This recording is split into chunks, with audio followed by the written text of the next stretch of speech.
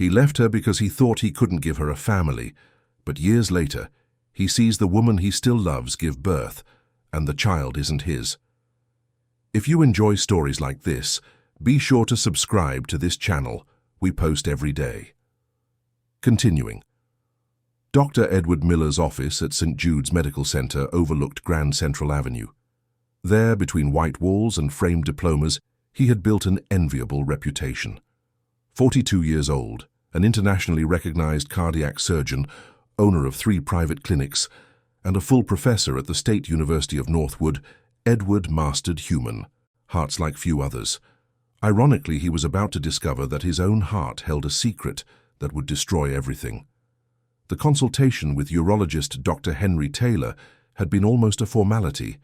Camilla, his fiancée of 3 years, had been suggesting for months that they undergo preconception tests. She wanted to start trying to get pregnant right after their wedding, scheduled for December. "Just to make sure everything's all right," she would say, stroking Felix the cat, who was dozing on the Italian leather sofa in their Belgravia apartment. Edward always agreed with a confident smile. After all, he was a healthy, athletic man with no family history of reproductive problems. The exam would just be another medical protocol successfully completed, like so many others in his organized and successful life. But the results arrived on a grey Friday in March. Dr. Henry, a 60-year-old man with whom Edward occasionally played tennis at the Riverbend Club, couldn't hide his discomfort when he called him personally. "Edward, I need to talk to you about the tests." His colleague's voice sounded different, too formal, too careful. "Is there a problem, Henry?" "You can speak freely. We're doctors." "Azoospermia. Complete." The words fell into the office like lead. Edward, who was standing near the window, felt his legs give way. Azoospermia. Total absence of sperm in semen. Irreversible sterility. "What do you mean? There must be a lab error." "We repeated it 3 times, Edward, in different labs. The result is conclusive." Edward sat down heavily in the leather chair. His mind, trained to process complex diagnoses and make surgical decisions in seconds, simply froze. He, who saved lives by manipulating clogged arteries and defective valves, couldn't fix his own inability to generate life. "There are options," Dr. Henry continued gently. "IVF with donor adoption." "Get out! Edward! Get out!" The shout echoed through the office. Dr. Henry respected his friend's request, leaving him alone with the storm brewing in his chest. Edward spent the rest of the afternoon there, motionless, looking at the busy avenue through the glass.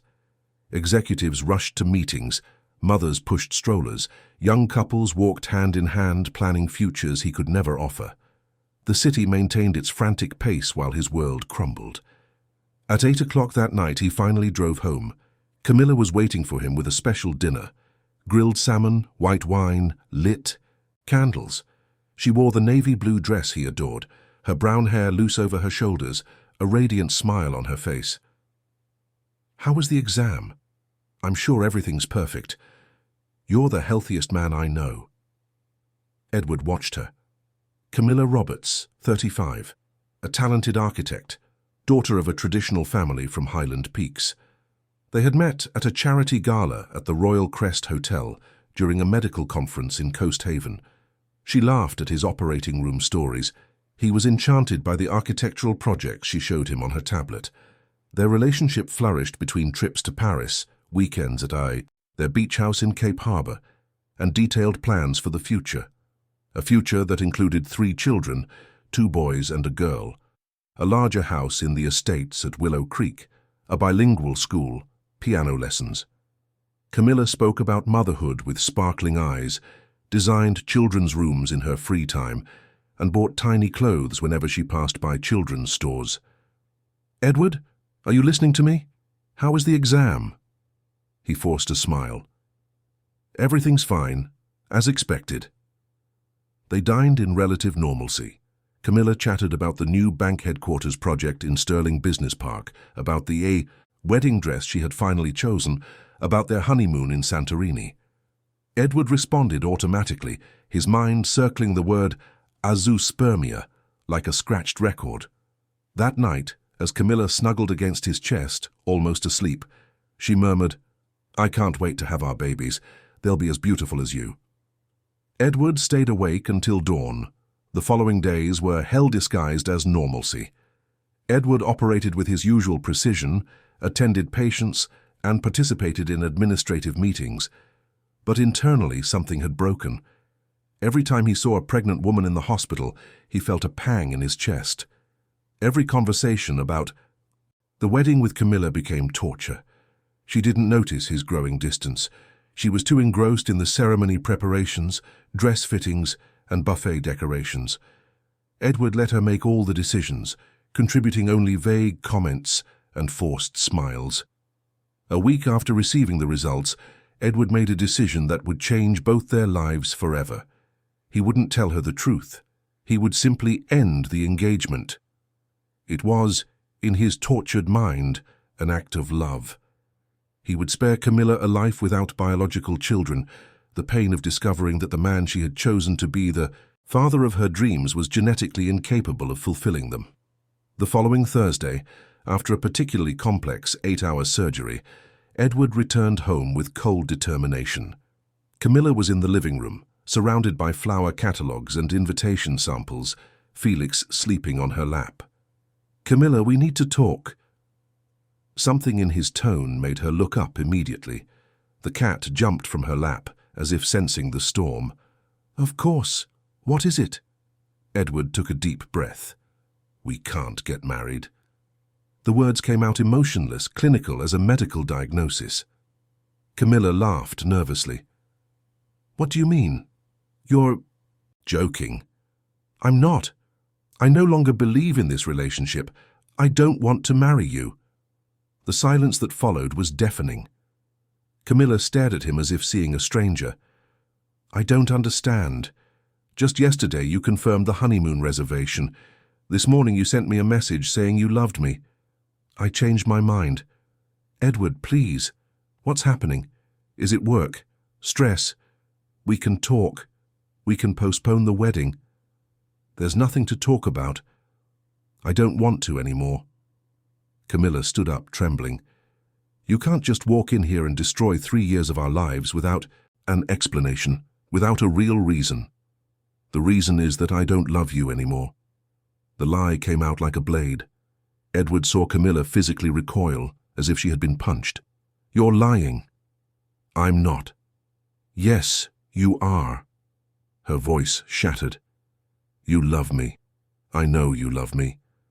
Yesterday morning you kissed me like you always do. The day before yesterday we made plans to renovate the beach house. You're lying, and I don't understand why." Edward maintained his mask of coldness, even as his heart broke. "Sometimes love just ends, Camilla. That's life." "No!" She ran.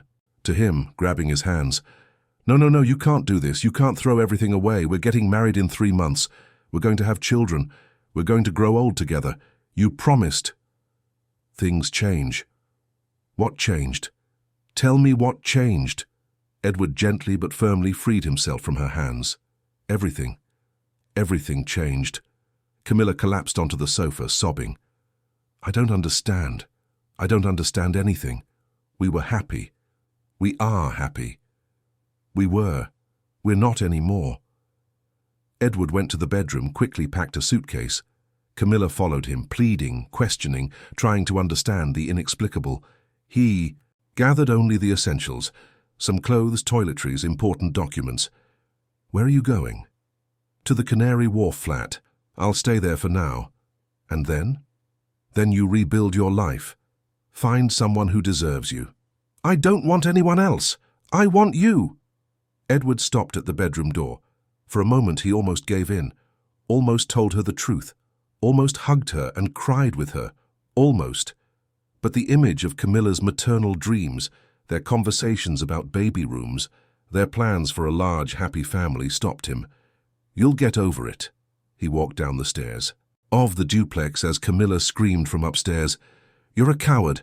You're running away from something and you don't have the courage to tell me what it is." Edward stopped in the entrance hall. Her words were true. He was a coward. He was running away. but he thought he was protecting her from a worse truth. "Edward!" Camilla ran downstairs, barefoot, her eyes swollen from crying. "Please, give me a chance. Tell me what I did wrong. Let me fix it." "You didn't do anything wrong." "Then why are you leaving me?" Edward looked at her one last time. He memorized the face he loved, the brown eyes that made him feel at home, the mouth that whispered, "I love you," every night before bed. Because sometimes love isn't enough. He left without looking back, even as he heard Camilla collapse behind the closing door. In the car parked in the building's garage, Edward finally cried. He cried for his lost fertility, for the destroyed future, for the woman he loved more than life itself and had just expelled from his existence. He cried for the cowardice of not telling the truth, for the twisted nobility of a decision that protected and destroyed at the same time. In the following months, Edward immersed himself in work like never before. He operated in the morning, saw patients in the office in the afternoon, and studied complex cases late into the night. His colleagues commented, worried about his obsessive dedication. His hands never trembled during surgery, but his heart was permanently shattered. Camilla tried to contact him countless times, calls, messages, emails. She even showed up at the hospital 2 weeks after the breakup, begging for a conversation. Edward asked security not to let her up. It was the hardest thing he had ever done in his life. 6 months later, he learned through mutual acquaintances that she had moved to Coast Haven. She was working at an architecture firm in the South Shore, trying to rebuild her life away from the Northwood memories. Edward continued his automated existence. Surgeries, consultations, international conferences. He bought a new apartment in Greenwich Village, a place where no memory of Camilla could reach him. But memories don't depend on places. They live inside us. A year after the breakup, his mother, Mrs. Helen, tried to introduce him to girls from good families. Edward politely refused. There was no room for other women in a life he considered fundamentally flawed. "You can't stay alone forever, my son," she would say during forced Sunday lunches at their Kensington Gardens home. "Yes, I can, Mom, and I will." "But why did you break up with Camilla? She was such a sweet girl, so perfect for you." Edward always changed the subject. Always. 2 years after the diagnosis that changed everything, Edward had become a harder version of himself. He was still a brilliant surgeon, still saving lives daily, but his personal life had become an arid desert where only work grew. It was a Monday morning when Dr. Henry Taylor sought him out again, this time not in his office but in the hospital corridor near the operating theatre. "Edward, can we talk?" "Henry, what is it?" "I wanted to know how you're coping with the situation." Edward stiffened. "What situation?" "The azoospermia. I know it was a hard blow." "I'm coping well. Why?" "Because I heard you broke off your engagement right after the diagnosis, and because you're living like a hermit. That's not healthy." Edward took a deep breath. "My personal life is none of your business." "As a friend, it is." Henry pulled him into a more secluded corner. "Edward, there are new treatments, possibilities that didn't exist 2 years ago. And even if there weren't, you can be a father in other ways. You can't let this destroy your life." "It didn't destroy anything. You ended a 3-year relationship because of it, didn't you?" Edward didn't answer. "Did you tell her?" "There was nothing to tell." "Yes, there was." Henry's voice rose. "She had a right to know, a right to choose. I chose for her." "You didn't have that right, Edward. None of us do." Henry's words echoed in Edward's mind for the rest of the day. For the first time in 2 years, he questioned whether he had made the right decision, but it was too late to go back. Camilla had surely moved on. Perhaps she was even dating someone new, someone who could give her the children he never could. The idea of Camilla in another man's arms, pregnant with someone else's child, forming the family she had always dreamed of with a stranger, was a torture Edward couldn't bear. So he buried the thoughts in work, in surgeries, in the empty but predictable routine he had built for himself. 3 years after the breakup, Edward Miller was a man of complete professional success and emotional failure. Rich, respected, solitary. He had achieved his goal, to protect Camilla from a truth he judged unbearable, but the price had been to shatter 2 lives instead of 1. And in the silence of his Greenwich Village apartment, between surgeries that saved other people's hearts and a heart of his own that had chosen to stop beating, Edward wondered if the nobility of the lie had been worth the agony of the hidden truth. Felix, the cat, had stayed with Camilla when she moved. Edward never dared to ask if he was still alive. Some questions, he thought, were too dangerous to ask, because the answers might force him to admit that he had destroyed everything for nothing, and that truth, unlike sterility, would truly be impossible to bear. 3.5 years had passed since Camilla Roberts left Northwood with a suitcase, a broken heart, and Felix meowing in fright inside his carrier. Coasthaven welcomed her like a mother welcomes a wounded daughter, with generous sun, a sea breeze that carried promises of new beginnings, and the vibrant energy of a city that never stops. The apartment she rented in Ocean View was tiny compared to the duplex in Belgravia she had shared with Edward, but it had something the old house never possessed. It was entirely hers. Every piece of furniture chosen, every decorative object, every plant on the balcony overlooking the tree-lined street, everything there breathed independence won through pain. Felix quickly adapted to his new Coasthaven life.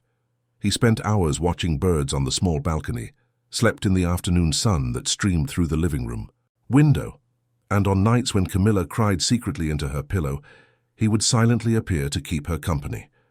Animals know things humans pretend not to know. The first few months in Coasthaven were an emotional roller coaster. Camilla alternated between days of renewed energy, exploring beaches, discovering new neighborhoods, and getting excited about architectural projects at the Coasthaven firm where she had found a job, and nights of deep melancholy when Edward's absence ached like a phantom limb. Carter and Associates was located in Harbor Heights, in a charming house converted into an office. Paul Carter, the senior partner, was a 55-year-old divorced man who had built a solid reputation designing vacation homes for the Coasthaven elite. He welcomed Camilla with genuine kindness, recognizing in her portfolio a rare talent for combining modernity with functionality. Northwood lost a great professional, he said on the day of her hiring, but Coasthaven gained one. Gradually, Camilla began to find herself again. She was no longer the naive woman who blindly believed in planned happy endings, but she hadn't become cynical either. She was someone in the process of rebuilding, learning to trust again, first herself, then the world around her. It was Paul who invited her to visit the Hawthorne Literary Cafe one Thursday afternoon when she seemed particularly melancholic. "You need to get out more," he said, "and this place is special. You'll like it." The Hawthorne Literary Cafe was in a colonial-style house in Beacon Hill, with walls lined with books from floor to ceiling, rustic wooden tables, and a small stage where poetry nights, book launches, and literary gatherings took place. The owner, Mr. Arthur, a 70-year-old former literature professor, had created the space as a resistance to the digital age. Here, he would explain to newcomers, people still talk face-to-face, still leaf through paper pages, and still believe that a good story can change a life. Camilla instantly fell in love with the place. The welcoming atmosphere, the smell of coffee mixed with paper and old wood, the intelligent conversations that naturally occurred between strangers, everything there made her feel at home in a way she hadn't experienced since adolescence. She began frequenting the Hawthorne Literary Cafe religiously, first as a customer, then as an occasional volunteer, organizing events and helping with the decoration. Her architect's eye transformed some corners of the space, creating cozier reading areas and improving the stage lighting. It was on a Tuesday night during a contemporary poetry reading that she met Raphael Morrison. He was on stage, reading a short story he had written about a man who collected forgotten words. His voice was soft, paused, filled with a beautiful melancholy that captivated everyone in the cafe. Raphael was 40, with graying temples, vintage-framed glasses, and a natural shyness that contrasted with his eloquence when speaking about literature. Camilla was mesmerized, not just by the reading but by the way he inhabited the words he spoke. There was something genuine about Raphael that she hadn't found in people for a long time. After the presentation, while having coffee at the counter, Raphael approached. "Excuse me for interrupting, but I couldn't help but notice that you were really listening. It's rare to find someone who truly pays attention." The conversation flowed naturally. Raphael was a freelance writer, wrote for literary magazines, and was finishing his first novel. He lived alone in Lakeside Park, in a studio apartment full of books and an old typewriter he insisted on using for first drafts. "Why?" Camilla asked. "Because words have a different weight. When they're struck on a physical key, there's a greater responsibility. You think twice before writing nonsense." Camilla smiled. How long had it been since she had talked to someone about things that truly mattered? Their meetings became frequent. Raphael would appear at the cafe on nights he knew Camilla would be there. They talked about books, about the city, about life. He spoke little about his past. He vaguely mentioned a marriage that had ended a few years earlier. But he opened up when the topic was literature or philosophy. Camilla enjoyed his company. Raphael was the opposite of Edward in many ways. Where the surgeon was dynamic and pragmatic, the writer was contemplative and dreamy. Where Edward spoke of results and achievements, Raphael spoke of processes and questions. "Were you ever married?" he asked in one of their first more intimate conversations. "Almost," Camilla replied. "I nearly made a huge mistake." "Why a mistake?" "Because I discovered at the last minute that I didn't truly know the person I thought I loved." It wasn't entirely true, but it was easier than explaining the inexplicable breakup with Edward. The relationship with Raphael developed slowly, like a plant that grows without haste. First, there were meetings at the cafe, then walks around Lakeview Park, movie afternoons at the West End Plaza, dinners at simple but cozy restaurants. Raphael courted her with old-fashioned gentleness. He brought flowers he bought at the city market, lent her books with notes in the margins, and wrote small poems on paper napkins. He was romantic in a way Camilla didn't know. Subtle, respectful, without pressure. Their first kiss happened 3 months after their initial meeting, on a rainy afternoon in her apartment. They were discussing a Clarice Lispector book when Raphael stopped, mid-sentence, and said, "May I kiss you?" The question surprised her. Edward had never asked permission for anything. He simply took what he wanted, with the confidence of someone who had always had everything. "You may," she murmured. The kiss was sweet, hesitant, laden with restrained desire. Felix watched them from the sofa with the typical indifference of cats who have seen it all. Their intimacy built gradually. Raphael was a careful lover, attentive to her signals, more concerned with Camilla's pleasure than his own. There was a tenderness in him that she hadn't known existed between men and women. 6 months after their first meeting, Raphael practically lived in the Ocean View apartment. He brought books, clothes, his typewriter. Felix accepted him with the dignity of one granting a special audience. Mornings began to smell of freshly brewed coffee and the sound of keys being struck in the corner of the living room that Raphael had turned into a makeshift office. Camilla felt serene. It was a strange word to describe a loving relationship, but it was the most accurate. With Edward there had been passion, intensity, grand projects. With Raphael there was peace, complicity, endless conversations about anything and everything. Life in Coast Haven had found a pleasant rhythm. Camilla prospered at the architecture firm, had won 2 awards for residential projects, and was being considered for a promotion. Raphael had finished his novel and secured a contract with a small but respected publisher. On weekends they went to the beach, visited exhibitions, and discovered new restaurants. It was a good life, stable, predictable in the best sense of the word. It was on a September morning, while having coffee and reading the newspaper in bed, Raphael had left early for a meeting with his editor, that Camilla realized her period was late. 5 days. She had always been as regular as a Swiss watch. First, she denied it. Work stress, change of season, anything but the obvious possibility. But the body doesn't lie. In the following days, other signs appeared. More sensitive breasts, mild morning sickness, a sudden aversion to the smell of the perfume she had used for years. On Thursday, she left the office during her lunch break and bought a home pregnancy test.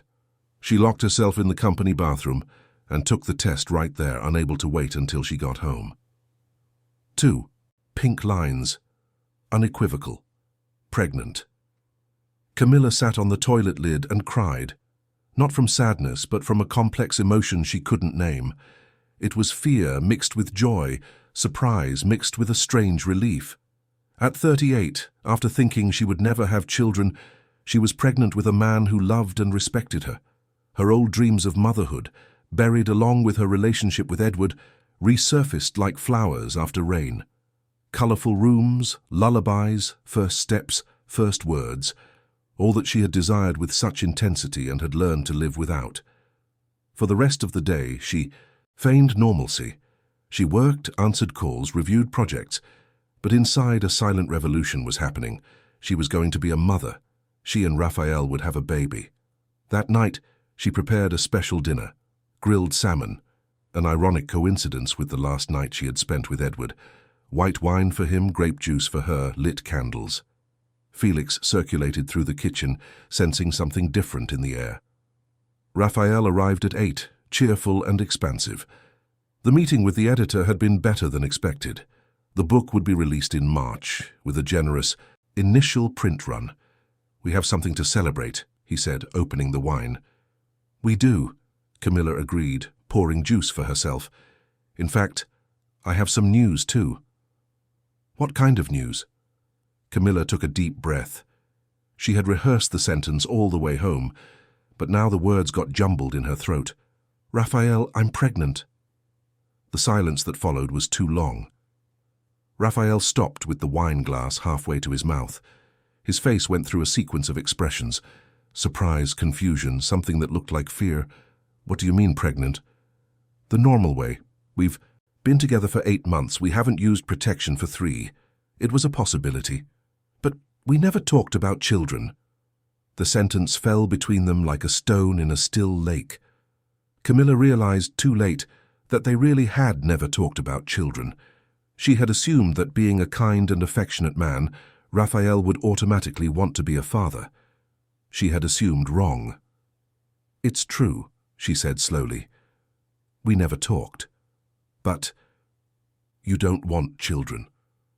Raphael placed the glass on the table without drinking. "Camilla, this is very sudden. It's sudden for me too, but I'm happy." "Happy?" He stared at her as if she had said something absurd. "How can you be happy about something you didn't plan?" The question hit her like a slap. "Because sometimes the best things in life aren't planned. Because we're together. We love each other. We have the means to raise a child." "Camilla?"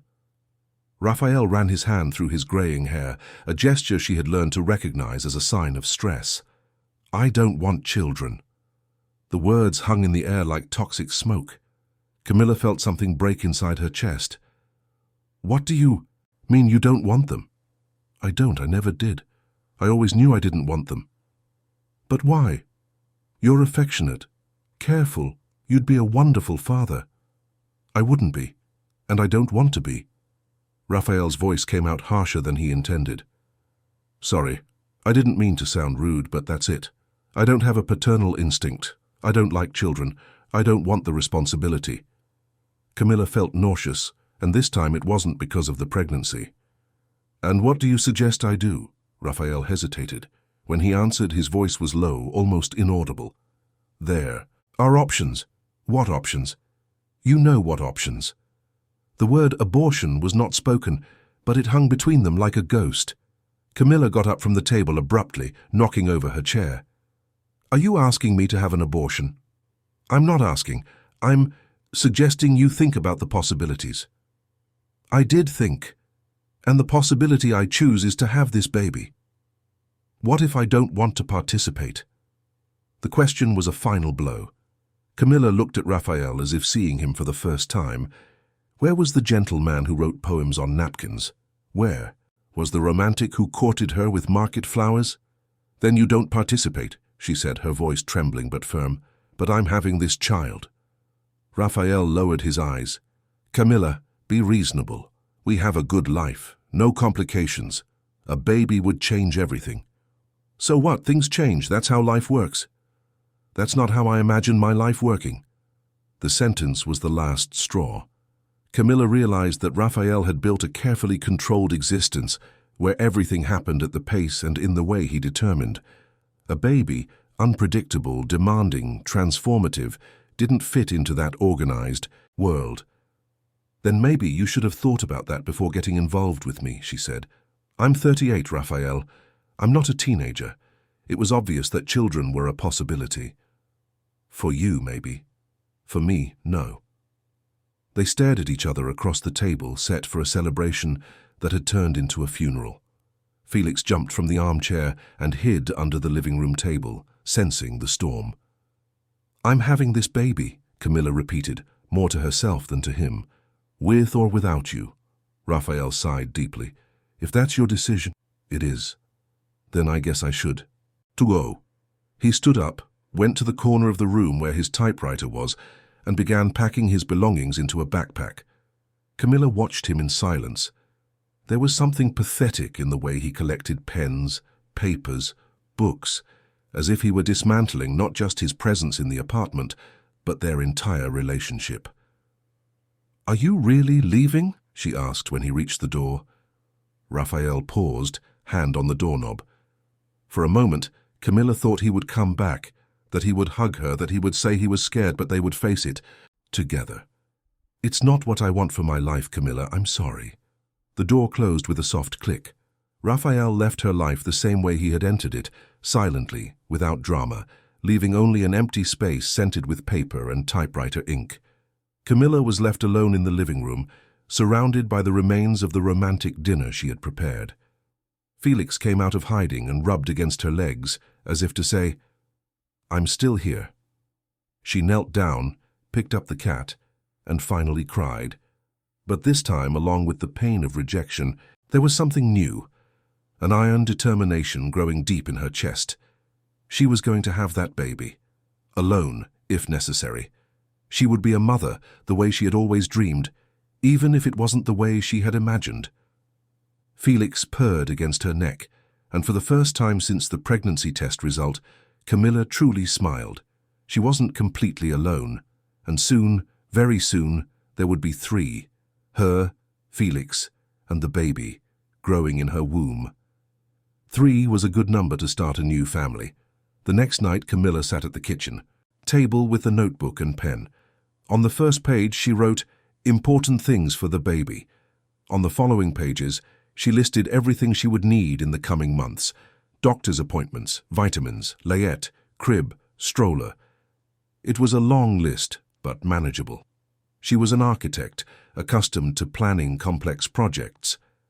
A baby was just another project, the most important of her life, and unlike Raphael, who had run from responsibility, or Edward, who had run from the truth, she would not run from anything.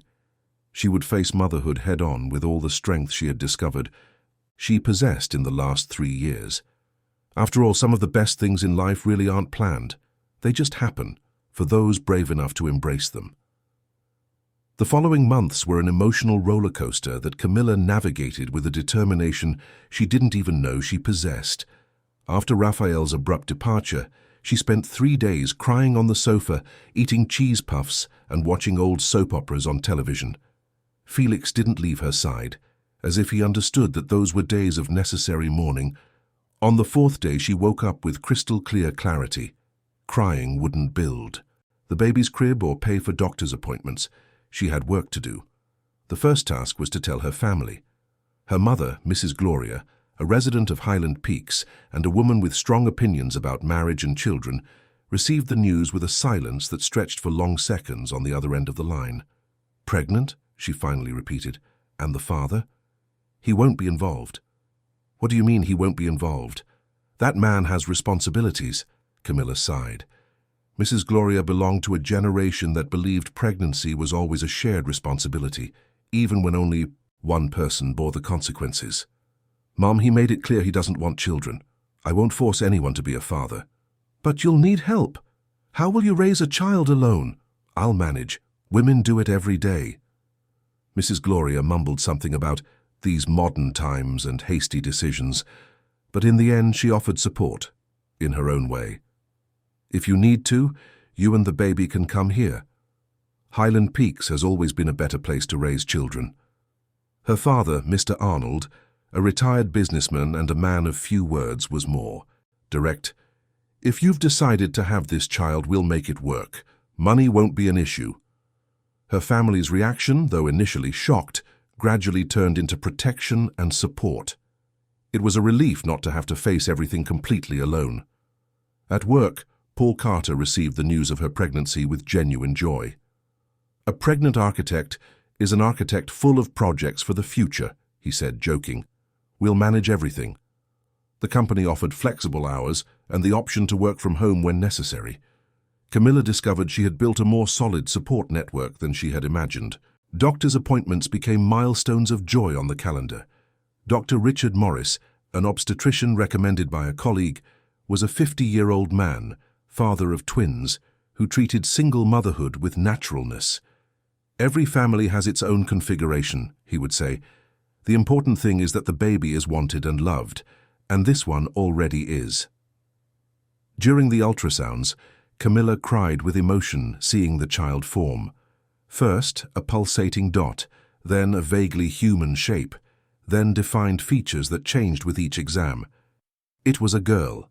She knew it at 16 weeks and immediately started calling her Sophie, wisdom in Greek.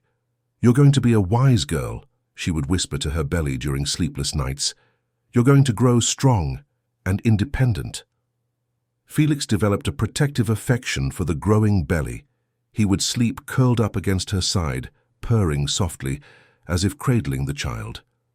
Camilla read on parenting websites that animals can sense pregnancy even before tests, and she firmly believed that Felix had been the first to know. The pregnancy progressed without major complications. Camilla gained the right amount of weight, had all recommended exams, and took vitamins religiously. She decorated the baby's room in a yellow and white palette, with light wood furniture and a nursing armchair that was her pride. She bought tiny clothes on weekends, imagining Sophie wearing each piece. A onesie that read, "My heart's dad will come one day," which she bought on an optimistic impulse. Tiny shoes that served no purpose other than to make her heart melt. A teddy bear that already had a name, Theodore. The weeks passed in a predictable and comforting routine. Work, doctor's appointments preparing the layette, prenatal classes. Camilla enrolled in a birthing class where she met other pregnant women, some married, others single, all united by the common experience of creating life. Marina, a 40-year-old lawyer who was also pregnant with her first child, became her class partner and confidant. Being a single mom isn't a punishment, she would say. It's empowerment. We raise our children the way we believe is right. The two would meet for coffee after classes, exchanging anxieties and expectations. Marina was separated from her husband and had decided to get pregnant through artificial insemination. I got tired of waiting for the right man to appear, she explained. I decided to be the right man for myself. Marina's philosophy deeply influenced Camilla. She stopped thinking of the pregnancy as a consequence of a failed relationship and began to see it as a conscious choice to build a family her own way. It was on a Tuesday in November, when she was 35 weeks pregnant, that she received an unexpected visit at the Hawthorne Literary Cafe. Camilla had resumed the habit of frequenting the place in the late afternoons after work. She would sit at a table near the window, drink iced tea and read books about motherhood. Mr. Arthur, the owner, had become a paternal figure, always concerned about her well-being. "How's our expectant mother today?" he would ask every time she appeared. That Tuesday she was leafing through a book on breastfeeding when a woman approached her table. Camilla looked up and almost dropped her tea. Mrs. Helen Miller, Edward's mother, was unrecognizable.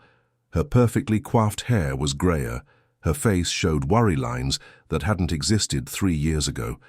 She wore a simple dress, very different from the elegant clothes she used to wear at dinners in Kensington Gardens. "Camilla?" The voice came out hesitant, as if she wasn't sure it was really her. "Mrs. Helen." Camilla tried to stand up, but her 8-month belly made the movement difficult. What are you doing here?" "May I sit?" Camilla gestured to the empty chair. Mrs. Helen sat down slowly, her eyes fixed on the prominent belly. "You're pregnant." "I am." Camilla pulled her blouse down, an instinctive gesture of protection. 8 months. Is it Edward's?" The question fell like a bomb between them. Camilla felt a mix of indignation and sadness. "No, Mrs. Helen, it's not Edward's. We broke up over 3 years ago." Mrs. Helen lowered her eyes, visibly relieved and embarrassed at the same time.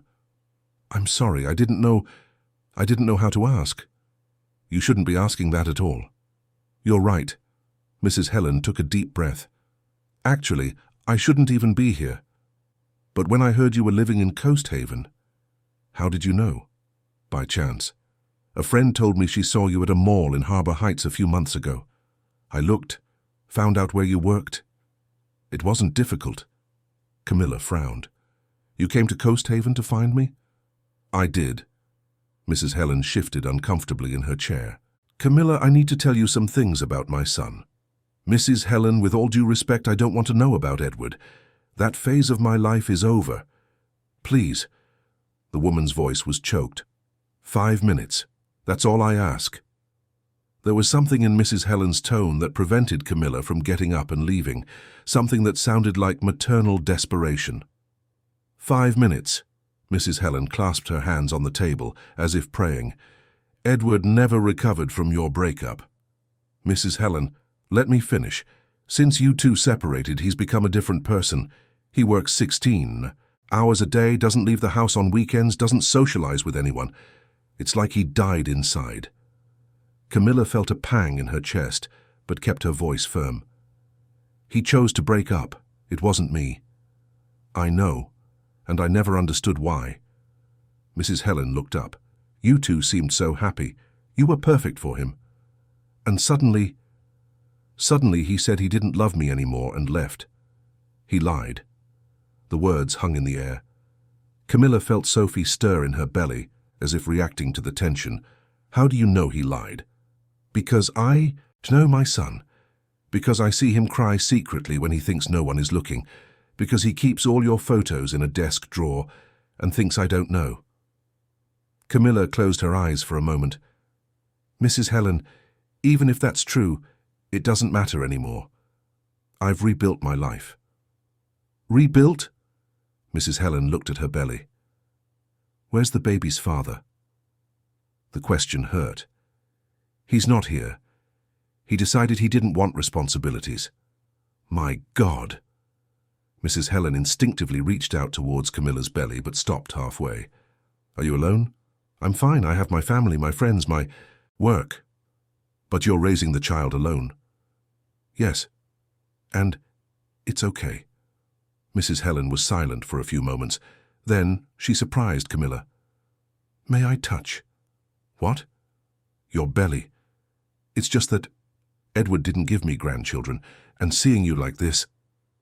The vulnerability in Mrs. Helen's voice shook Camilla's defenses. She nodded. The mature and careful hand rested on her belly, and Sophie immediately kicked. "Oh!" exclaimed Mrs. Helen, her eyes filling with tears. "She's strong!" "Sophie, it's a girl. Her name will be Sophie." "Sophie." Mrs. Helen repeated the name as if it were a prayer. "It's beautiful." They stayed like that for a few minutes, the two women united by the life growing between them. Camilla felt a strange connection with the mother of the man she had once loved. "Mrs. Helen, why did you really come here?" The woman slowly withdrew her hand. "Because my son is slowly killing himself, and I don't know how to help. Because you were the only woman I saw him truly love. And because I thought maybe you could help me understand what happened."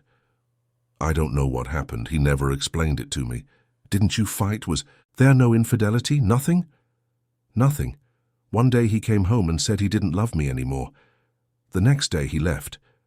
Mrs. Helen shook her head, confused. "It doesn't make sense. It doesn't make any sense." They talked for a few more minutes. Mrs. Helen told her about Edward's obsessive routine, about the surgeries that piled up as if to escape, about his complete social isolation. Camilla listened with a mix of pity and irritation. "If he's suffering, Mrs. Helen, it's because he chose to suffer. No one forced him to break up with us. I know, but mothers always think they can fix their children's pain no matter how old they are." When they said goodbye, Mrs. Helen hesitated. If you need anything for the baby..." "Thank you, but I won't need anything." "Of course. You're a strong woman. You always have been." After Mrs. Helen left, Camilla sat in the cafe for another hour, processing the conversation. The information that Edward was still suffering affected her in a way she hadn't expected. There was a part of her, small but persistent, that felt a bitter satisfaction in knowing he hadn't moved on easily. But another part, larger and more mature, felt only sadness. Sadness for two adults who had truly loved each other and wasted that chance for reasons neither of them fully understood. That night, Camilla dreamed of Edward. In the dream, he held newborn Sophie and said, "She has your eyes." She woke up with tears on her face and a longing she thought was buried. 2 weeks later, on a Thursday in December, Camilla was at the office reviewing a house project in Cape Harbor when she felt the first contraction. Initially, she thought it was just the baby moving more intensely than usual. But when the pain came again 15 minutes later, she understood that Sophie had decided to be born earlier than expected. "Paul," she called, trying to stay calm, "I think it's time." The office became a commotion. Paul ran to call a taxi, while colleagues gathered the maternity bag Camilla had kept ready for weeks. The contractions intensified during the ride to St. John's Women's Hospital in the Oceanfront district. "Calm down, dear," said the taxi driver, a 60-year-old man who had been through that situation with his own wife. First babies always take longer. But Sophie was in a hurry. When they arrived at the hospital, Camilla was already in advanced labor. The medical team took her directly to the delivery room, where Dr. Richard awaited her with the reassuring calm she had learned to trust. "Sophie decided to meet the world a little early," he said, examining her. "But everything's fine, she's ready." Labor lasted 4 hours.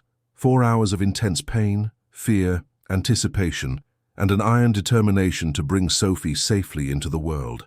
Camilla had insisted on a natural birth, even as a single mother, even being alone in the delivery room.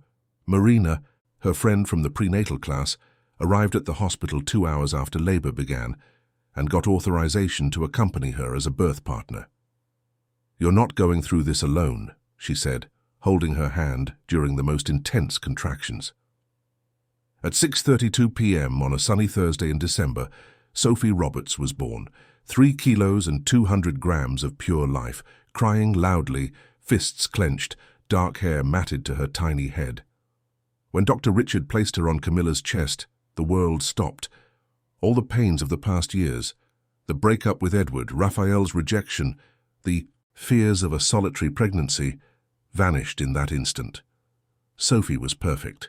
She was hers. She was the purest love she had ever felt. "Hello, my princess," she whispered, kissing the tiny forehead. "I've loved you forever." Sophie stopped crying when she heard her mother's voice, as if recognizing the voice that had comforted her for 9 months. Marina cried along, taking photos and videos. "She's beautiful, Camilla. Perfect." Paul and some colleagues from the office arrived at the hospital with flowers and a giant teddy bear. Mrs. Gloria and Mr. Arnold caught a flight from Northwood and were on their way. Life instantly reorganized around the new reality. Camilla was a mother. That night, alone in the hospital room with Sophie sleeping in the bassinet next to the bed, Camilla allowed herself to cry. Not from sadness, but from an overwhelming joy mixed with deep gratitude. She had done it. She had brought a new person into the world, alone, and was ready to love her for life. Sophie stirred in her sleep, and Camilla extended her pinky finger to touch the tiny, clenched hand. The minuscule fingers opened and closed around hers, as if sealing a pact. "We'll be okay," she promised softly. "You, me, and Felix, we're a family." Outside, the city of Coast Haven continued its nightlife, lights twinkling, people living their routines. But inside that hospital room, a new story was beginning. A story of unconditional love, of feminine strength, of families that form in unexpected ways. And Camilla, holding the entire world in the palm of her hand, in the form of a 3-kilo baby, knew she had found her place in the universe. It wasn't the place she had planned, it wasn't the place she had imagined, but it was her place. And it was perfect. What she didn't know was that at that exact moment, Mrs. Helen was calling her son in Northwood, telling him about the meeting at the cafe, about the baby who had been born, about the daughter he had let slip away and who was now a mother. And on the other end of the line, in the city Camilla had left behind, Edward Miller felt his organized and controlled world crumble once more upon learning that the woman he could never forget had just given birth to a daughter who was not his. Edward Miller was in the middle of a bypass surgery when his cell phone vibrated in the pocket of his sterile gown. Normally he would ignore any interruption during a procedure, but he had specifically asked to be notified if his mother called. She had been in Coast Haven for 2 days, handling matters related to Aunt Carol's inheritance. "Dr. Miller," whispered the head nurse, "your mother is calling. She said it's urgent." He hesitated. The patient was stable. The surgery was proceeding as expected. Dr. Henry Taylor, who was assisting him in the procedure, offered to take over the next steps. "You can go, I'll finish here." Edward left the operating room, removed his gloves and mask and returned the call. Mrs. Helen's voice on the other end of the line was altered, mixing urgency with something he couldn't identify. "Edward, you need to come to Coast Haven, now." "Mom, what happened? Are you all right?" "I'm fine, but it's about Camilla." The name fell on Edward like lightning. For 3 years he hadn't heard anyone pronounce Camilla's name in his presence. He had instructed family and close friends not to mention her, to avoid the kind of pain that now exploded in his chest. "What about Camilla?" "She had a daughter today, Edward, and she's alone in the hospital." Edward's world stopped. Camilla, daughter, hospital, alone. The information didn't connect coherently in his mind. "What do you mean she had a daughter?" "The baby was born this afternoon at St. John's Women's Hospital, premature birth. Camilla was alone, Edward. The baby's father abandoned her." Edward leaned against the hospital corridor wall. Camilla had moved on. She had gotten involved with another man, gotten pregnant, formed a new family, and now she was alone, vulnerable, needing help that wouldn't come from him. "Mom, why are you telling me this?"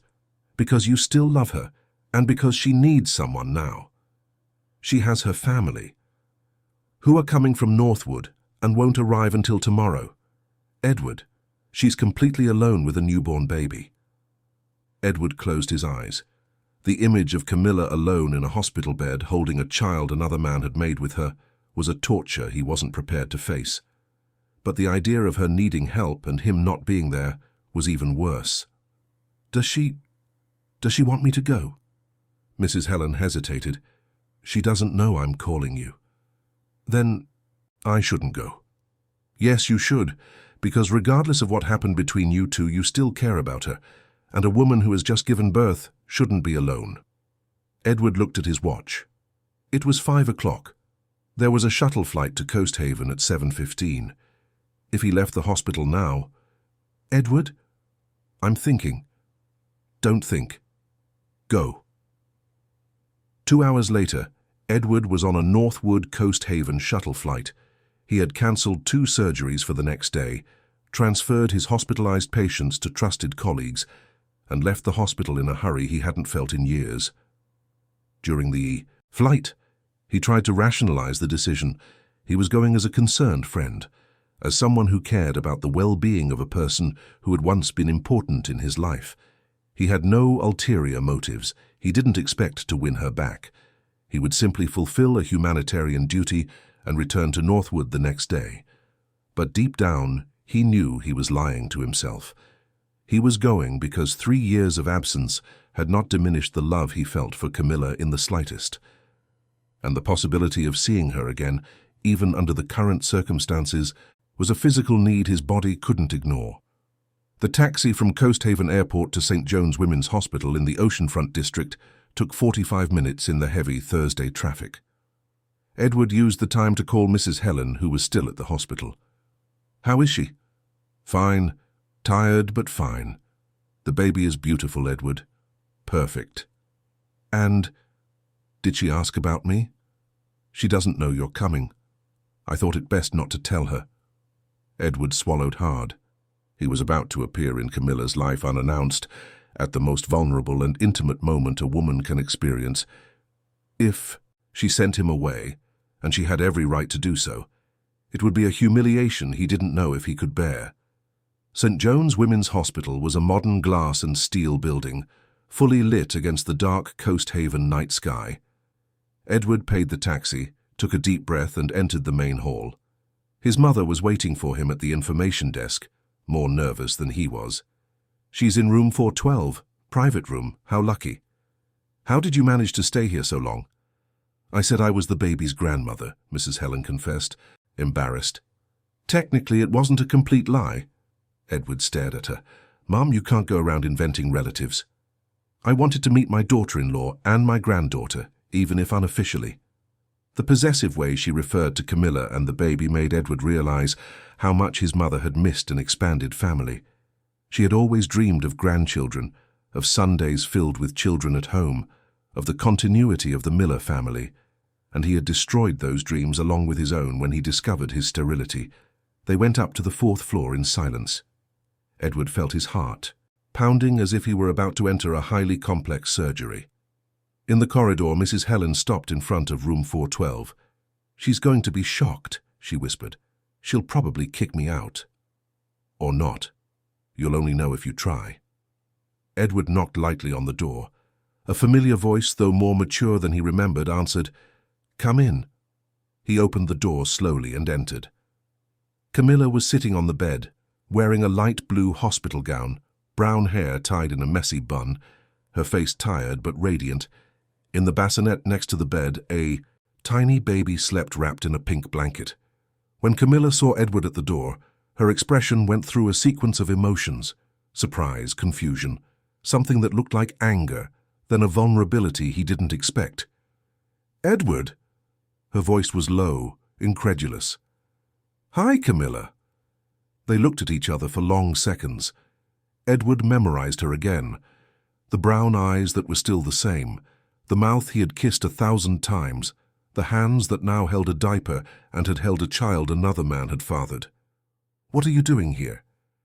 "My mother told me about the baby." Camilla looked over Edward's shoulder and saw Mrs. Helen hesitating at the door. She immediately understood what had happened. "Your mother called you." "She did. And you came." "I came." The silence stretched uncomfortably. Mrs. Helen approached the bed, clearly embarrassed. "Camilla, I know I didn't have the right to—" "You really didn't." Camilla's voice came out harsher than she intended, then softer. "But thank you for worrying." Edward approached slowly. He couldn't take his eyes off the bassinet where Camilla's daughter slept. It was impossible not to imagine what it would be like if it were his daughter there, if he and Camilla had been able to form the family they both desired. May I see her?" Camilla hesitated, then nodded. "You may, but don't wake her." Edward leaned over the bassinet. The baby was tiny, with tufts of dark hair and delicate features that resembled Camilla. She was sleeping soundly, fists clenched, breathing calm and quiet. "She's beautiful," he murmured, and it was true. Regardless of who the father was, regardless of the circumstances, that was a perfect child. "Sophie," Camilla said. "Her name is Sophie." "Sophie," Edward repeated, testing the name. "It's a beautiful name." "It means wisdom," Edward smiled. "Perfect for your daughter." It was a simple comment, but laden with memories. Edward had always praised Camilla's intelligence, her reflective way of looking at life, her intuitive wisdom in solving complex problems. "Edward," Camilla said, her voice firmer, "why did you really come?" He moved away from the bassinet and faced her. How to explain that he had spent 3 years trying to forget her without success? How to say that the news of Sophie's birth had awakened in him a desperation to be present, to care, to participate, even if only as a spectator? "Because you shouldn't be alone right now." "I'm not alone. I have friends. I have family." "Who aren't here?" Camilla looked at Mrs. Helen, who remained quiet in a corner of the room. "Your mother is here." "My mother isn't your family." "No, she isn't." Camilla took a deep breath. "Edward, thank you for coming. But you can go back to Northwood. I'm fine." "I know you are. You've always been strong." "Then why don't you leave?" The question was direct, without beating around the bush. Edward searched for an honest answer. Because I can't. The sincerity of the answer momentarily disarmed Camilla's defenses. She studied him, noticing the differences 3 years had brought. There were new lines around his eyes, some grey hairs at his temples, a maturity in his expression that hadn't existed before. But his gaze was still the same, intense, direct, laden with an emotion she could no longer decipher. Sophie stirred in the bassinet and made a low sound. Instinctively, Camilla got up to pick her up, but felt a sudden dizziness. Edward reacted immediately, holding her arm. "Calm down, you just gave birth." "I'm fine." "You're not. Sit down." He helped her sit on the bed as Sophie began to cry softly. Mrs. Helen approached the bassinet. "May I pick her up?" Camilla nodded, grateful to have someone to help. Mrs. Helen picked up Sophie with the skill of someone who had raised children, gently rocking her until the cries ceased. "She's hungry," Camilla said. "Do you want me to bring her to you?" Camilla looked at Edward, hesitant. Breastfeeding in front of her ex-fiancé was an intimacy she wasn't sure she was ready to share. "I can step out," Edward offered, sensing her discomfort. "You don't have to." Camilla took Sophie in her arms and positioned her to nurse. "It's natural." Edward stayed where he was, but discreetly averted his gaze. There was something sacred about that scene. Mother and daughter, nourishment, life continuing its natural cycle. It was beautiful and painful at the same time. "Her father," Edward began, then stopped. He had no right to ask questions. "He didn't want to be involved," Camilla said simply. "When he found out about the pregnancy, he said he didn't want children and left. I'm sorry. I'm not. A man who abandons a pregnant woman doesn't deserve to be her father." The sentence was an involuntary jab. Edward felt the weight of the irony. He had abandoned Camilla even before knowing if she could get pregnant. "Camilla!" "No, Edward, we're not doing this now. We're not talking about the past." "Maybe we should. Maybe I should have talked 3 years ago." Camilla looked at him over Sophie's head, who was nursing peacefully. "Talk about what? That you invented an excuse to dismiss me? That you lied when you said you didn't love me anymore?" Edward swallowed hard. "How do you know I lied?" "Because I knew you, because 10 minutes before dismissing me, you kissed me in a way that left no doubt about how you felt." Mrs. Helen followed the conversation in silence, realizing she was witnessing a moment that didn't concern her. Discreetly, she headed for the door. "I'll go get some coffee. You two need to talk." When they were alone, the silence stretched for a few minutes. Sophie finished nursing, and Camilla put her on her shoulder to burp her. "Why did you lie, Edward?" The question came out low, tired, without anger. It was a genuine doubt Camilla had carried for 3 years. Edward sat in the chair next to the bed. It was time to tell the truth, even if it was too late. "Because I'm sterile." The words came out in a whisper, but had the impact of a shout. Camilla stopped rocking Sophie and stared at him. "What?" "Complete azoospermia. I found out a week before I broke up with you." Camilla looked at him, as if she were seeing a stranger. "You broke up with me because you can't have children?" "I broke up because you dreamed of being a mother, and I could never give that to you." "And who said you had the right to choose for me?" The shout made Sophie cry. Camilla calmed her automatically, but kept her eyes fixed on Edward. "Who said having children was more important than having you?" Her voice trembled with indignation. "Did you think I was that superficial? That our relationship was worth less than the possibility of pregnancy?" Edward lowered his head. "I wanted to protect you." "Protect me?" Camilla laughed, but it was a bitter laugh. "You shattered me. You made me believe I was worthless, that I wasn't loved, that I had lost the only man. I loved without even knowing why. Camilla, You had no right," Sophie cried louder now, sensing her mother's agitation. "You had no right to decide my future, my happiness, my life, without even consulting me." Edward stood up, desperate. I know I didn't. But I loved you so much I couldn't bear the idea of you giving up your dreams because of me." "My dreams included you." The sentence echoed through the room. Camilla was crying now, Sophie was crying, and Edward felt the world crumble for the second time in 3 years. Included, Camilla corrected softer. Past tense. She slowly got up and placed Sophie in the bassinet. The baby gradually calmed down as if she understood that the moment of tension had passed. Edward, there are 1,000 ways to form a family: adoption, donor fertilization, or simply accepting that there are happy couples without children. Camilla turned to him. But you preferred to destroy our relationship rather than discuss possibilities. I was desperate. I couldn't think straight, and I was in love. I would have faced anything with you. The use of the past tense in all of Camilla's sentences made it clear that the conversation was a reckoning, not a reconciliation. Edward understood that he had lost the only opportunity he had to be happy. "Forgive me," he whispered. Camilla looked at him for long seconds. "I forgive you, Edward. I forgive you because carrying resentment hurt me for a long time. But forgiving isn't going back. I know. You destroyed 3 years of our lives out of pride and cowardice. I know. And now I have a daughter. I have responsibilities that come before anything else." Edward looked at Sophie in the bassinet. "She's beautiful. You're going to be an incredible mother. I'll be the best mother I can be. Alone, if necessary." The word alone hung heavy between them. Edward realized it was his cue to leave, to return to Northwood and let Camilla live the life she had built without him. But he couldn't leave that room. Not yet. May I stay until your parents arrive, to make sure you don't need anything?" Camilla studied him. There was tiredness in her eyes, but also a vulnerability she tried to hide.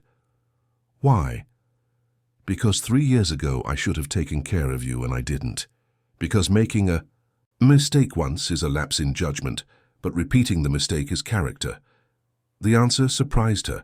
There was a maturity in Edward that she didn't remember seeing before. "Only until my parents arrive?" "Only until your parents arrive," Camilla nodded. "All right, but not as an ex-fiancé, as a concerned friend." "As a concerned friend." And that's how Edward spent Sophie's first night in the world, sitting in an uncomfortable chair next to the hospital bed, watching over the sleep of 2 people he had loved and lost through his own stupidity. At 3 in the morning, when Sophie woke. Up to nurse, it was Edward who got up first and brought her to Camilla. At 5, when Camilla had difficulty going to the bathroom alone, it was Edward who helped her, discreetly, respectfully. And when the day dawned clear over the oceanfront district, illuminating the hospital room where 3 lives had unexpectedly intertwined, Edward understood that caring for Camilla and Sophie was not an obligation or guilt. It was love. Pure, simple, true. Even if it could never be reciprocated again. Camilla's parents arrived at the hospital the next morning, laden with luggage, gifts for their granddaughter, and a maternal anxiety that filled the room as soon as Mrs. Gloria spotted the pink bassinet. "My little granddaughter," she exclaimed, rushing towards Sophie with an energy that startled the baby awake. What a beautiful thing in the world. Mr. Arnold, more reserved, approached slowly and observed his granddaughter with a discreet smile. "She's tiny, but she looks feisty. Takes after her mother." Edward, who had spent the night at the hospital sleeping in the uncomfortable chair, was standing near the window when they arrived. Mrs. Gloria recognized him immediately, and her expression went through a sequence of clearly legible emotions. Surprise, confusion, something that looked like indignation. "Edward, what are you doing here?" Camilla intervened before the situation became awkward. "Mrs. Helen contacted me yesterday. Edward came to help." "Help?" Mrs. Gloria made no attempt to disguise the skepticism in her voice. "After being absent for 3 years." "Mom." Camilla used the tone of voice Edward remembered well, firm enough to set boundaries without sounding harsh. "Edward stayed here overnight to help me with Sophie. I'm grateful for that." Mr. Arnold studied Edward with the analytical gaze of someone who had spent decades evaluating people in business. "Young man, I imagine you have your reasons for being here, but my daughter has just become a single mother. She doesn't need any more complications in her life." The warning was clear and justified. Edward nodded respectfully. "I understand, Mr. Arnold. I only came to make sure Camilla didn't need anything urgent. Now that you've arrived, I can return to Northwood." "You don't have to leave immediately," Camilla said, surprising everyone, including herself. "I mean, you cancelled surgeries to come all this way. You could at least get to know Coast Haven as a tourist." Edward looked at her, trying to understand the invitation. There was something in Camilla's voice that suggested more than basic courtesy. "If it's not an inconvenience, it won't be. Just keep your distance from the hospital for the next few days. I need to adapt to the routine with Sophie." It was a reasonable request. Edward nodded. "Of course. Anything you need." "Thank you." Edward cordially said goodbye to Camilla's parents, leaned over the bassinet to say goodbye to Sophie, who was sleeping soundly, oblivious to the adult tensions around her, and gave Camilla a chaste kiss on the forehead. "Take good care of her," he whispered. "Always." After Edward left, Mrs. Gloria sat on the bed next to her daughter, holding Sophie in her lap with the skill of an experienced grandmother. "Daughter, are you sure about what you're doing?" "What are you talking about, Mom?" "About that man. He hurt you a lot. Are you sure it's safe to let him get close again?" Camilla looked out the window, where she could see Edward getting into a taxi at the hospital exit. "I'm not letting him get close, Mom. I'm just acknowledging that he came when I needed him and behaved well." "But do you still feel anything for him?" The question hung in the air for a few seconds. Camilla didn't know how to answer, because she herself didn't know the answer. "I do," she finally admitted. "But feeling doesn't mean I'm going to act based on what I feel. I have Sophie now. She's my priority." Mr. Arnold, who had been listening to the conversation in silence, approached the bassinet where Mrs. Gloria had placed Sophie again. "The girl needs stability," he said, "and you need time to discover yourself as a mother before making any decisions about a man." "I know, Dad. But I also know that you two truly loved each other, and that people who truly love each other deserve a second chance if they can fix what went wrong the first time." Mrs. Gloria looked at her husband with surprise. "Arnold, are you encouraging—" "I'm saying our daughter is smart enough to make her own decisions, and that young man wouldn't have come from Northwood on a Thursday night if he didn't truly care." Camilla smiled. Her father had always been pragmatic but also romantic in his own way. "First, I need to learn to be a mother," she said. "Then I'll see what I do with the rest of my life." Edward spent the next 3 days exploring Coast Haven as a tourist.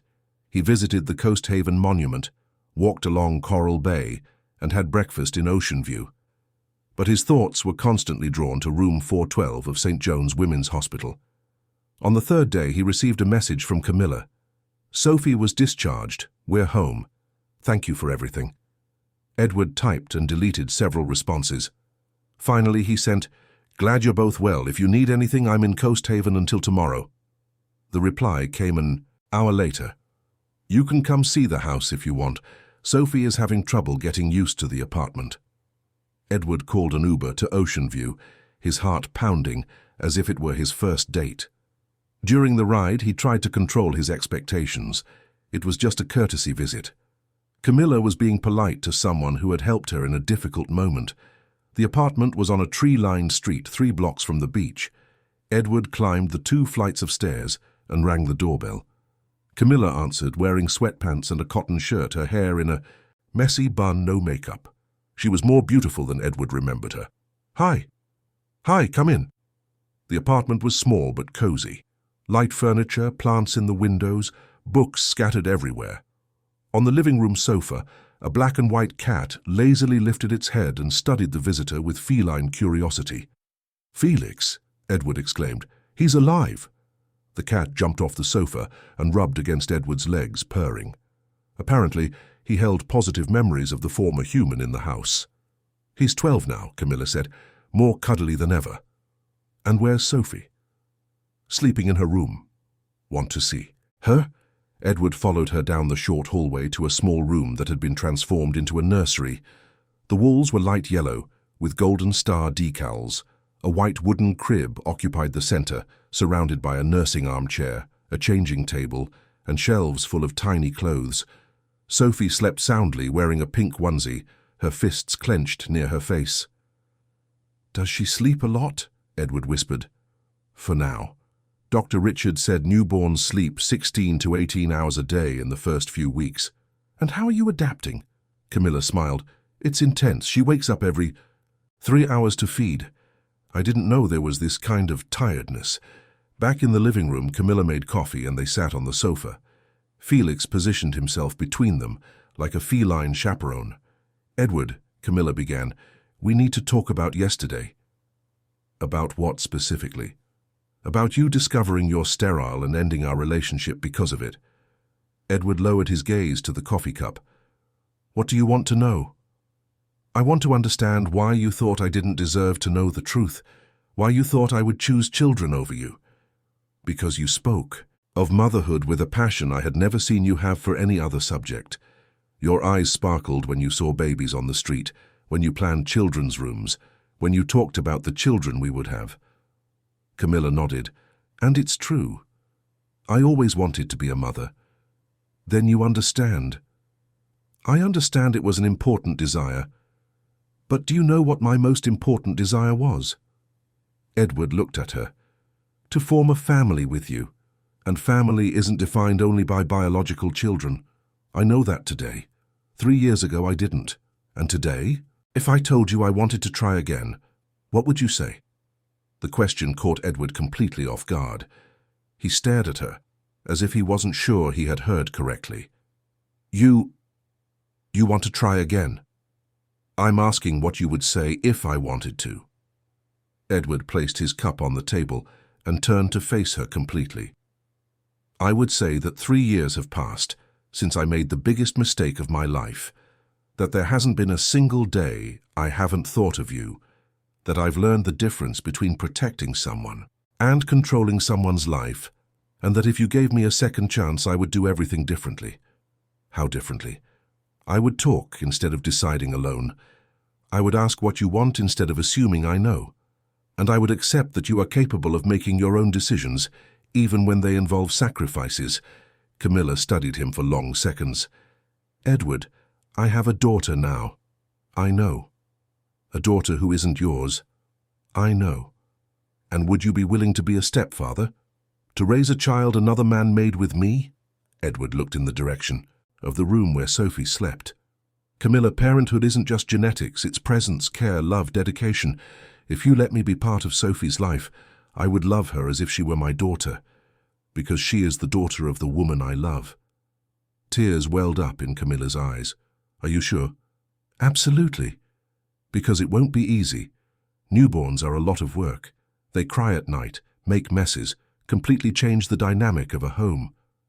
Edward smiled. Camilla, I operate on human hearts. I deal with life or death situations 12 hours a day. I think I can handle changing diapers and warming bottles. She laughed through her tears. It's not the same thing. It's not. It's more important. At that moment, Sophie began to cry in her room. Camilla got up to get her, but Edward stopped her. Let me go. Camilla hesitated, then nodded. Edward went to the room and returned carrying Sophie, who stopped crying as soon as she found herself in someone's arms. She looked at him with the intense curiosity of newborns, as if trying to decipher who this man was. Hi, Sophie, Edward whispered. I'm Edward. I'm someone who loves your mother very much and wants to take good care of both of you. Sophie made a low sound that could be interpreted as approval. Camilla watched them from the sofa, her heart tight with a complex emotion that mixed hope with fear. She likes you, she said. How do you know? Because she stopped crying. Sophie is very selective about who holds her. Edward sat next to Camilla, still holding Sophie. Can I ask you a question? Of course. Would you truly forgive me? Not just with words, but with your heart. Camilla took a deep breath. Edward, forgiveness is a process. It doesn't happen overnight. You hurt me a lot, and it will take time for me to trust you completely again. I understand, but I want to try, because I couldn't forget you either, because when you appeared at the hospital, I felt a relief I didn't expect to feel, and because Sophie deserves to grow up in a family where there is true love. Edward felt his eyes well up. "Are you sure?" "I am. But let's take it slow. No rush, no pressure. I want you to move to Coast Haven, but live in your own apartment. Want you to frequent our home, but respecting my boundaries. I want you to get to know Sophie gradually, so she gets used to you as a father figure." "And how long would that take?" "As long as it takes. Maybe months, maybe years. I'm willing to wait if you are." Edward looked at Sophie, who had fallen asleep in his arms. Then he looked at Camilla, at Felix, watching them from his perch on the sofa, at the small but lively apartment. "I would wait a lifetime for you both," he said. "But I will do everything to earn your trust before then." And so began the reconstruction. Edward returned to Northwood, arranged the transfer of his patients to colleagues, sold his clinics, and moved to Coast Haven in January. He bought an apartment in Coral Bay, 15 minutes' drive from Camilla's house. The first few months were a delicate dance of approach and caution. Edward would come for dinner 3 times a week, always bringing flowers for Camilla or a small gift for Sophie. On weekends, they would go for walks. Lakeview Park, the botanical gardens, quieter beaches where they could take the stroller. Sophie grew quickly and began to recognize Edward as a constant presence in her life. At 4 months, she reached out her little arms to him for the first time. At 6 months, she said, "Daddy," a word Edward had patiently taught her for weeks. "She shouldn't call you Daddy," Camilla said one afternoon when the 3 of them were at Lakeview Park. "Why?" "Because you're not her biological father." Edward stopped pushing the stroller and looked at her. "Camilla, I wake up in the middle of the night when Sophie cries. I change diapers, give her bottles, take her to the pediatrician. When you're working, I read her bedtime stories, sing nursery rhymes in the shower. I have pictures of her in my wallet and in my office. If that doesn't make me her father, what would?" Camilla smiled. "You're right. I'm sorry." "And besides," Edward continued, leaning over the stroller where Sophie was playing with a rattle, "she's the daughter of the woman I love. That automatically makes her my daughter too." In September, a year after Sophie's birth, Edward proposed to Camilla. It wasn't a traditional proposal with a ring and kneeling. It was on a Sunday afternoon while the 3 of them were playing on the living room rug. "Camilla, can I ask you a question?" "You can." "Will you marry me?" Camilla stopped playing with Sophie and looked at him. "Just like that, out of nowhere." "It's not out of nowhere. We've been together for 8 months. You trust me, I love you both more than anything in life. Sophie calls me Daddy, and I feel like her father. What else are we waiting for?" "A ring?" Edward laughed, went to the kitchen, and returned with an improvised ring made of aluminum foil. "Camilla Roberts, will you marry me and form a crazy but loving family?" Sophie clapped her hands as if applauding the proposal. "Yes," Camilla said, "I accept." The wedding took place 3 months later, in an intimate ceremony at Crimson Sands Beach, only the closest family and friends.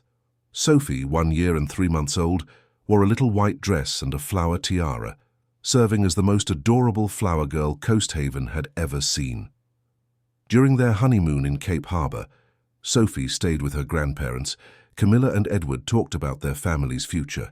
"I want to have another child," Camilla said one morning at the inn. Edward almost choked on his breakfast. "What do you mean?" "I want Sophie to have a little brother or sister, and I want to have a child with you." "Camilla, I'm sterile." "There are options. In vitro fertilization with a donor, for example." Edward looked at her. "Would you do that?" "I would, if you want to." Edward was silent for a few minutes. The idea of having a child with Camilla, even if not biologically his, moved him in a way he hadn't expected. "Are you sure you want to go through the entire pregnancy process again?"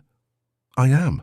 Sophie needs a sibling, and you deserve to experience fatherhood from the beginning.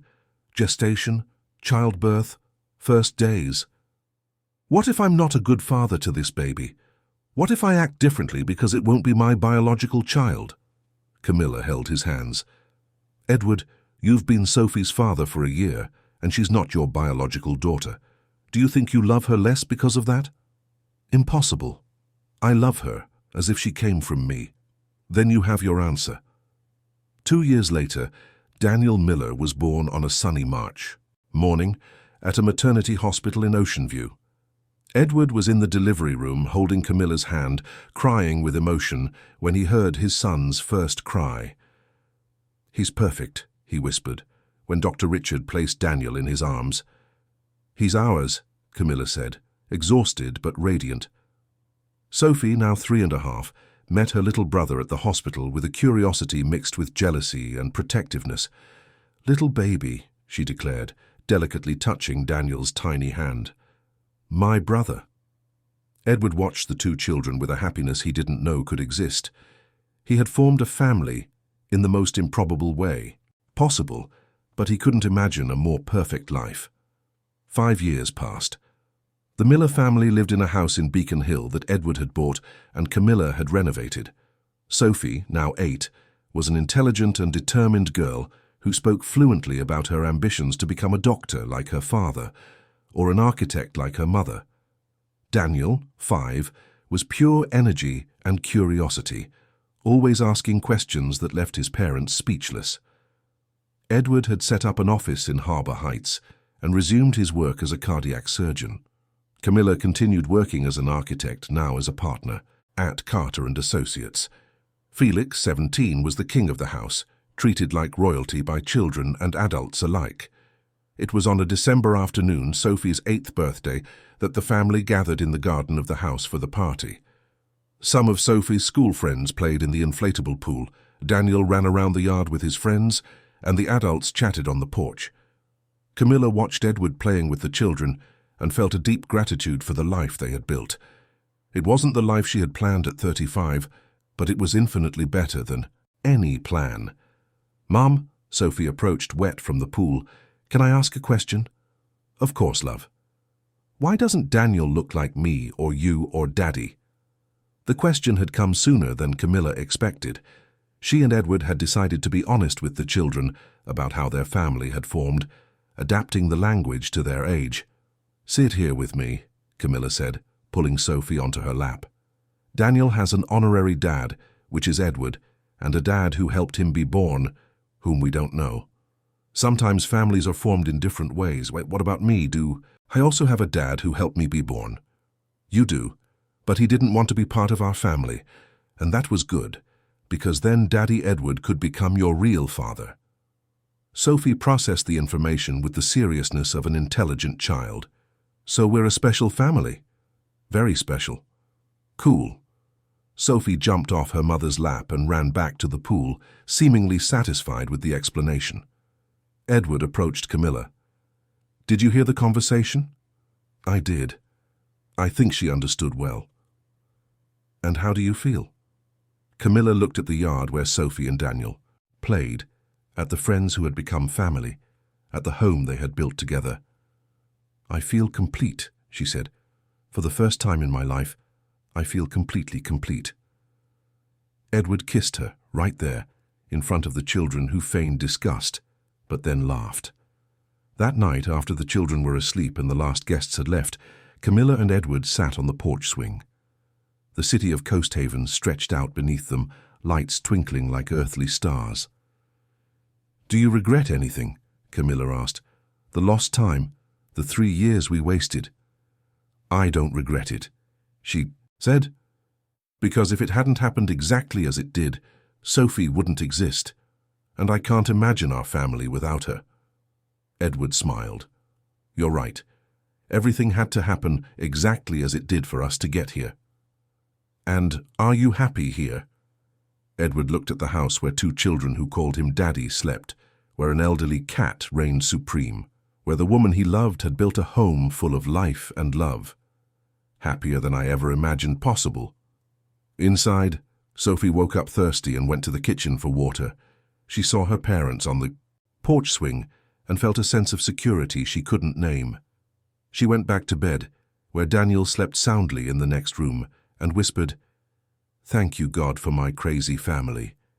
And in a house in Beacon Hill, as Coast Haven slept beneath the stars, 2 people who had been lost and found each other again continued swinging on the porch, planning vacation trips, discussing their children's future plans, and discovering every day that true love is not what is planned. It's what is built, brick by brick, choice by choice, forgiveness by forgiveness. An entire family had been born from a second chance, and it was living proof that the most beautiful endings are not the perfect ones. They are the ones written with patience, courage, and the daily decision to stay. Always.